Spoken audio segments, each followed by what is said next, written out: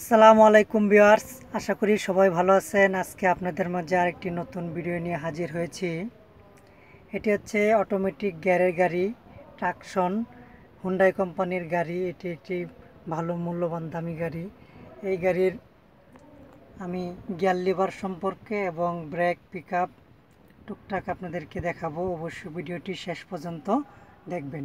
শেষ পর্যন্ত না দেখলে কিছুই শিখতে পারবেন না। আর এখনও যারা আমার চ্যানেল নতুন, অবশ্যই আমার চ্যানেলটি সাবস্ক্রাইব করে পাশে থাকুন নতুন ভিডিও পাওয়ার জন্য।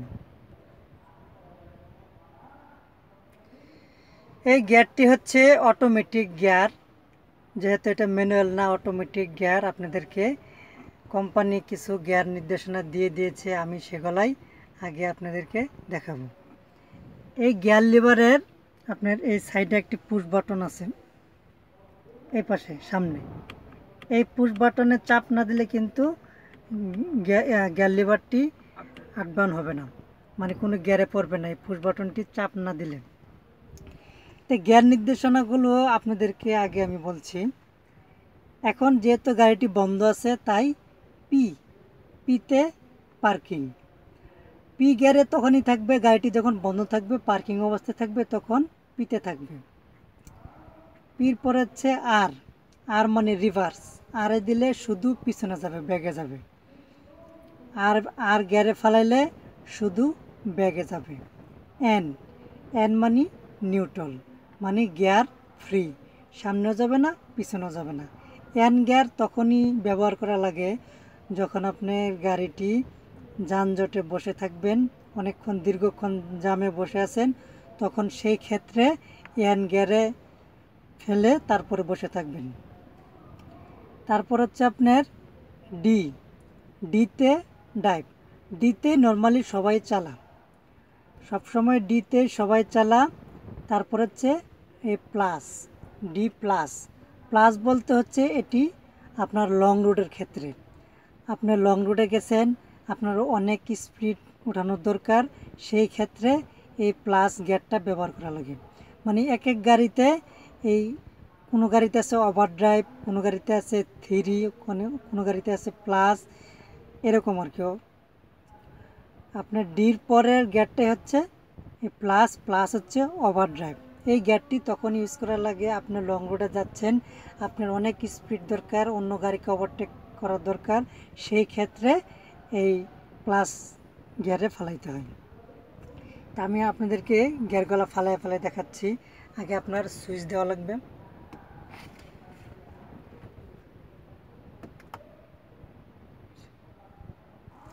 দেখুন, আমার কিন্তু পুশ বাটন না চাপলে কিন্তু আমার গিয়ার লিভারটা আপ ডাউন করবে না বা কোনো গিয়ারে পড়বে না। এই সামনে একটা পুশ বাটন আছে, এখন তো পি গিয়ারে আছে, এই আমি আরে দিলাম, আর মানে রিভার্স। আর গিয়ারে ফালাইলে এরকম একটি লাল বাতি জ্বলবে, লাল বাতি জ্বললে ধরে নেবেন আর গিয়ারে পড়ছেন, মানে এখন শুধু গাড়িটি পিছনে যাবে। আমি যদি আরেক গিয়ার পিছনে আনি, তাহলে যে এনে হচ্ছে নিউট্রাল, মানে গিয়ার ফ্রি, সামনেও যাবে না পিছনেও যাবে না। আরেক গিয়ার যদি নিচে নামাই, তাহলে এ হচ্ছে ডিতে ড্রাইভ। ডিতে নর্মালি সবাই চালা। এখন যদি আমি ওভার ড্রাইভ মানে প্লাসে দিতে যাই, আমি লং রোডের ক্ষেত্রে এই প্লাস গিয়ারে দিতে হয়, তখন আমি এই যে ডান দিকে দিয়ে দেবো। দেখুন, মানে ডি গিয়ার থেকে এই পুশ বাটন চেপে সোজাসুজি ডান দিকে দিয়ে দেবো, এই আপনার প্লাস গিয়ারে পড়লো। মানে এটাই প্লাস গিয়ার বলতেই ওভার ড্রাইভ আর কি। তবে ওভার ড্রাইভে সবসময় গাড়ির গতি যখন সাইডে উঠবে, সাইডে উঠার পরে তারপর ওভার ড্রাইভ দেওয়ার নিয়ম। সাইড যখন উঠবে, সাইডের পরে আপনি যদি লং রোডের ক্ষেত্রে বা ঢাকার ভিতরে যদি ফাঁকা রাস্তা হয়, যদি ওভার ড্রাইভে দিতে যান, তখন সাইডে ওঠার পরে আপনি এই প্লাস গিয়ারে দিয়ে দিবেন। তাহলে ডি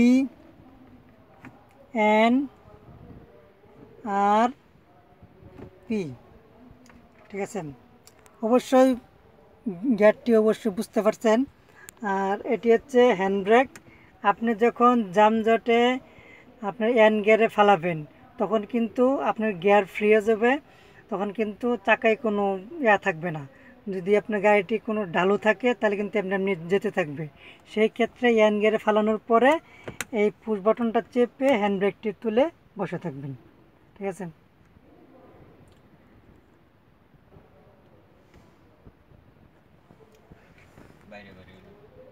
তারপরে এটা যেহেতু আপনার অটো গাড়ি, তাই এটার ভিতরে দুটি প্যাডেল। এটা হচ্ছে অ্যাক্সেলেটার,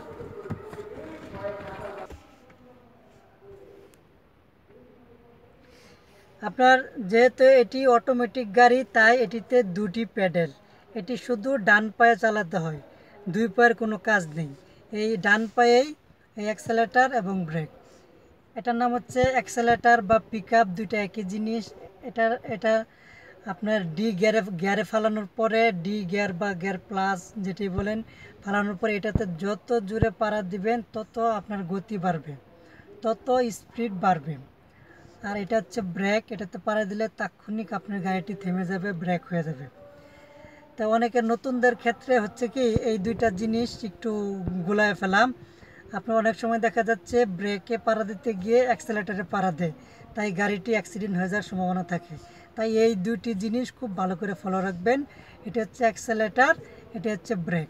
এই দুইটা জিনিস একটা পায়েই কাজ করা লাগে, মানে এরকম এরকম একটা পায়ে।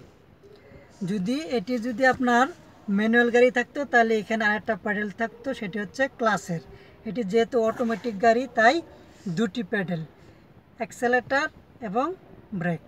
ঠিক আছে, এই দুইটা জিনিস খুব ভালো করে ফলো রাখবেন যারা নতুন গাড়ি চালাতে শিখতে ইচ্ছুক।